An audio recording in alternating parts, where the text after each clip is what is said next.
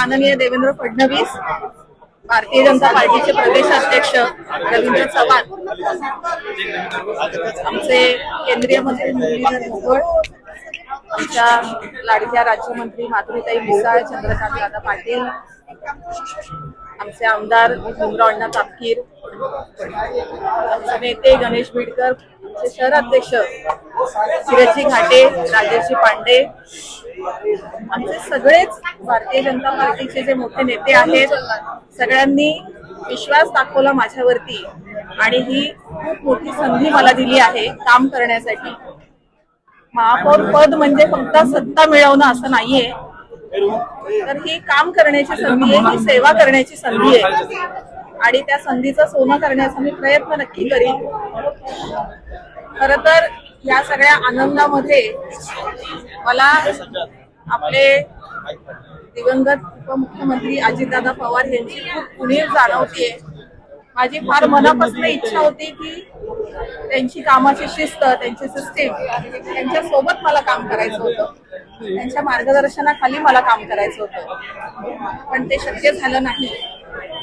त्याबद्दल मला अत्यंत दुःख वाटलं. पण मला ही संधी दिली, माझ्यावर विश्वास दाखवला, माझ्या कार्यकर्त्यांची सगळ्यांची निष्ठा आहे की कोणाला लावली.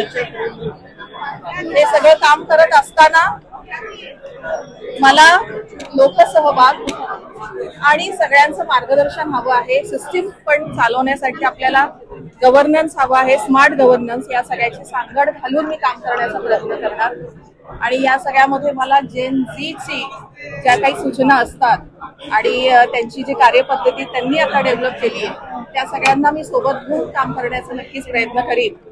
पुणे शहर हे विद्येचं माहेरघर आहे, सांस्कृतिक शहर आहे आणि संपूर्ण जगात जे काही पुणे शहराची प्रतिमा आहे त्याला साजेसा विकास करण्याचा मी प्रयत्न करणार. तुमच्या मित्र पक्षाने पण तुमच्या विरोधात आता फॉर्म भरलेला आहे, तर विरोध करण्याचा प्रयत्न.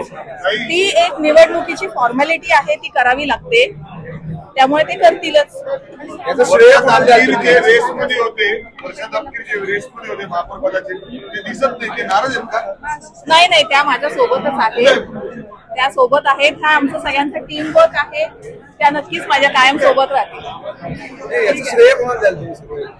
याचं श्रेय भारतीय जनता पार्टीचे जे सर्व जुने कार्यकर्ते आहेत, जे सर्व जुने नेते आहेत, आमच्यासाठी वडीलधारी आहेत, त्यांना मी या सगळ्याचं श्रेय देईल. कारण आज भारतीय जनता पार्टीचा एवढा मोठा पक्ष झालाय, आज एवढा मोठा अधिकार जो भाजपला मिळतोय, हे सगळं त्यांच्या कामामुळे आज आम्ही इथपर्यंत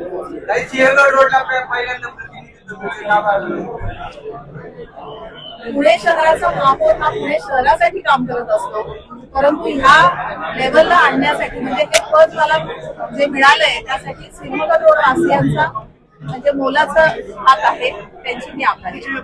सर्वांना नमस्कार, जय भीम, जय शिवराय. सर्वप्रथम माझ्यासारख्या आंबेडकरी चळवळीतील आंदोलनामध्ये काम करणाऱ्या सर्वसामान्य कार्यकर्त्याला आज उपमहापौर पदाची संधी आदरणीय नेते देवेंद्रजी फडणवीस, आदरणीय नेते रामदासजी आठवले साहेब, आदरणीय या शहराचे अध्यक्ष घाटे साहेब, आदरणीय चंद्रकांत दादा आहेत, माधुरीताई आहेत, भाजपचे अध्यक्ष आदरणीय रवींद्र चव्हाण साहेब आहे, आमच्या रिपाईचे अध्यक्ष सोनवणे साहेब आहेत, या ठिकाणी आदरणीय बिडकर साहेब आहे, विमाले साहेब आहे आणि भाजप रिपाईच्या सगळ्या कार्यकर्त्याचं मी मनापासून अभिनंदन करेन की भाजपमध्ये कार्यकर्त्याला संधी मिळते.